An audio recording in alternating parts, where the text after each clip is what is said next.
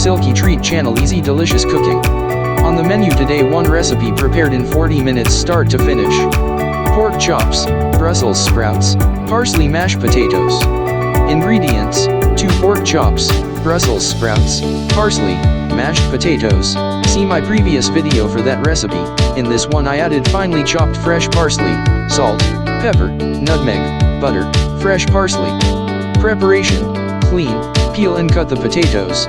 Boil in salted water for 20 minutes or soft to a knife end. Once ready, remove the water, add a generous piece of butter, pepper, nutmeg, fresh finely chopped parsley and mash.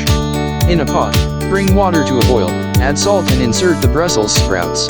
Cook 15 minutes or until soft to a knife end. Once ready, remove the water, add a generous piece of butter, pepper, nutmeg. In a pan, melt butter, insert the pork chop and cook on medium heat. Once the pork chops are cooked to your liking and crispy, serve on a plate with the Brussels sprouts and the fresh finely chopped parsley mashed potatoes. Enjoy these meals. Thank you for watching. Subscribe, share, like and comment if you wish.